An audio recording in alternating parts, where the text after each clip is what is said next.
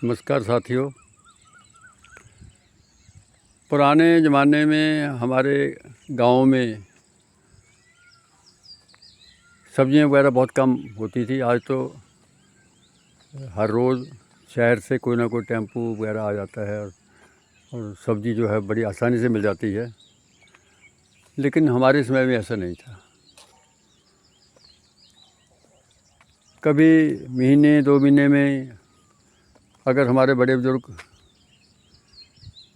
शहर जाते थे तो कहीं सब्ज़ी ले आते थे। वैसे सब्ज़ी का इतना पैसा भी नहीं होता था। कुछ ज़माने में पैसे की बहुत कमी होती थी। खैर, समय बदला, सड़कें बन गई, आने जाने के साधन हो गए और अब आसानी से गांव में जो सब्ज़ियां हैं वो भी उपलब्ध होने लगी।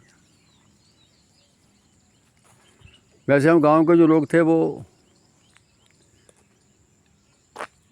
सब्ज़ी के नाम पे उन्हीं चीज़ों पे निर्भर रहते जो गांव में आसानी से मिल जाती थी।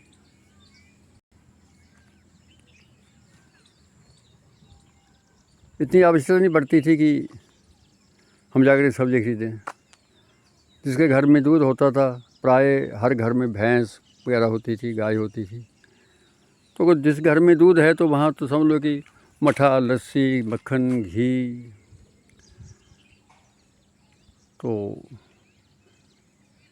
एक रेडू, कड़ी, जो मर्ज़ी बना लो, इतनी प्रकार की सब्ज़ियाँ केवल दूध से बन जाती थी। इसके अलावा हमारे गांव में कई ऐसे पेड़ होते हैं जिनकी सब्ज़ियाँ बन जाती हैं। जैसे हमारे यहाँ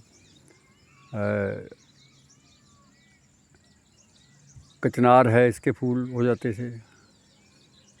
आजकल सहजन, जिसे हम सोजना भी कहते हैं और अंग्रेज़ी में इसको मोरिंगा कहते हैं, इसके फूल, इसकी फलियाँ, उससे सब्ज़ी बन जाती थी। अब मैं आता हूँ अपने आज के इस मुख्य विषय पर। आप ये देख रहे हैं, धरती पटी पड़ी है कच्चे आमों से। हमारा गर्मियों का ये जो मौसम होता था, ये आमों की सारी कट जाता था।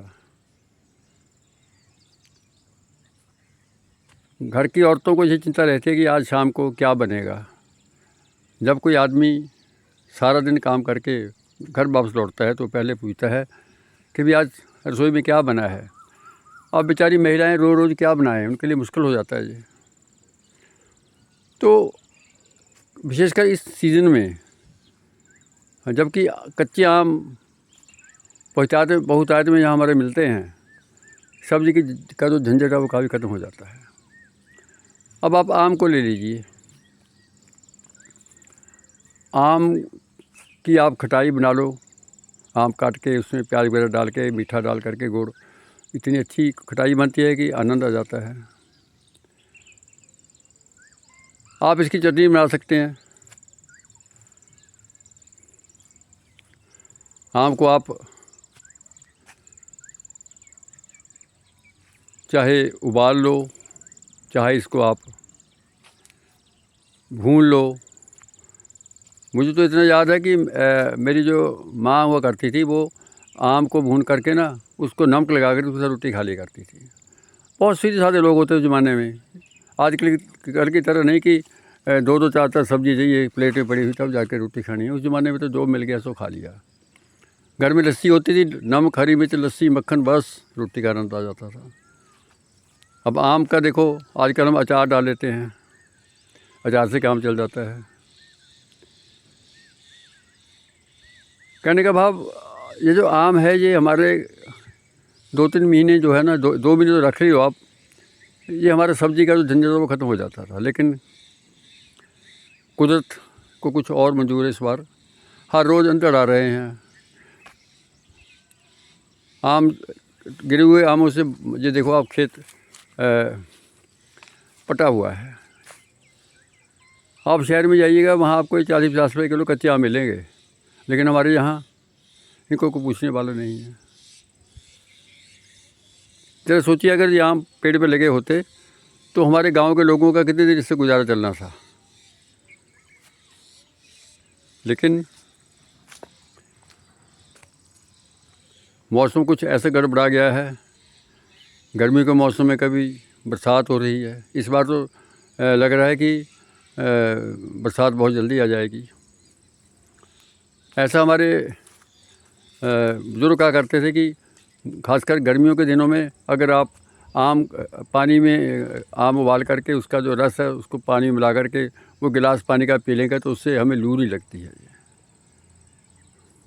कहने का भाव, ये जो आम है ये हमारे लिए एक अमृत के समान है। हमारे गांव में काफ़ी आम के पेड़ हुआ करते थे। ये देख रहे हैं, ये आम के पेड़, ये भी आम का पेड़ है, उधर दूर आम का पेड़ है। और ये आम जो है ये देसी आम है। ये जो आम है ये देसी हैं, ये दूसरे आम नहीं है जो आप मतलब। अब देखो ये आम जो हैं ये कितने,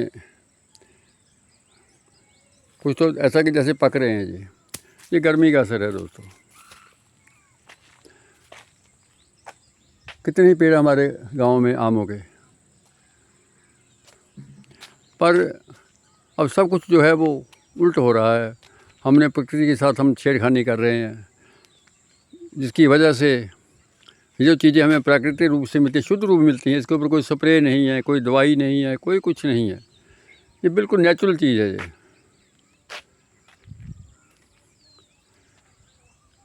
लेकिन हमारा जो प्रकृति के साथ ये जो हम मजाक कर रहे हैं, उसी रूप में हमें प्रकृति हमें लौटा रही है। दोस्तों,